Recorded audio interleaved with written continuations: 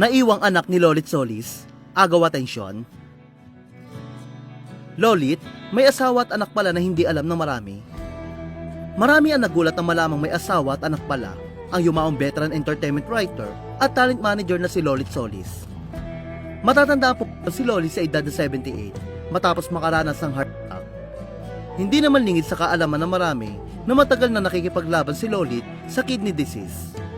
Samantala, kasunod ng ni Lolit ay mas lalo siyang nakilala ng marami, lalo na ang kanyang personal na buhay sa likod ng imahe niya bilang isang matapang at walang filter na kolumnista. Lingid nga sa kaalaman ng marami, tulad ng showbiz, puno rin ng drama ang buhay ni Lolit.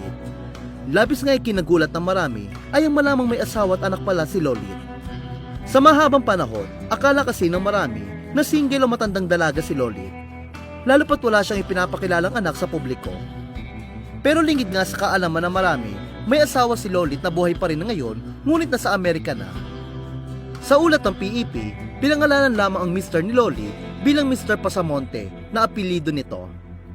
Nagkaroon umano ng 2 anak si Lolit at ang kanyang Mr. na 5 taon ang tanda sa kanya.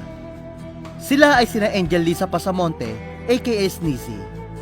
Si Sneezy ay 53 years old na at ikinasal sa isang Amerikano kung saan mayroon na rin siyang anak. 50 years old naman ngayon ang bunsong anak ni Lolit na si Michael Angela Pasamonte o Sloopy. Sa panayam sa kanya, ikinuwento ni Sneezy na 3 taon lamang tumagal ang pagsasama ng kanyang mga magulang.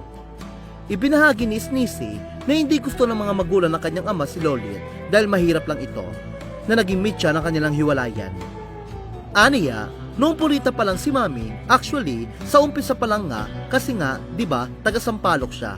Yung daddy ko, parang yung family niya, hindi naman well off, pero parang, alam mo yun, medyo nakakaangat kumpara mo kay Mami, di ba?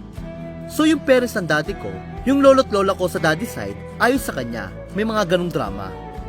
Matapos maghiwalay, nawalay kay Lolit si Sneezy na napunta sa kanyang mister, habang napunta naman kay Lolit ang kanyang bunso. Ngunit nang yumaman at sumikat na raw si Lolit sa showbiz, ginamit umano nito ang kanyang connection para makuha si Sneezy sa kanyang mister. Kwento ni Sneezy, nung medyo nakakaangat-angat na si Mami, gusto na niya akong kunin pero ayaw kong ibigay. So ayun, parang may mga connect na si Mami dahil sa showbiz na siya. So parang may isang general daw siyang tinawagan para tulungan siya na makuha ako ulit. So ayun, napunta naman kami kay Mami. Matapos umano noon ay pumunta ng Amerika ang kanyang ama. Samantala, nilinaw naman ni Sneezy na maayos ang relasyon ng kanyang mga magulang kahit hiwalay na ang mga ito. Sa katunayan, nag-message pa raw ang kanilang ama nang malamang wala na si Lolit. Nasa mahigit 70 years old na raw ang kanyang ama ngayon at mayroon na rin itong bagong karelasyon. Pero nilinaw niyang hindi na nagkaanak ng bago ang kanyang daddy.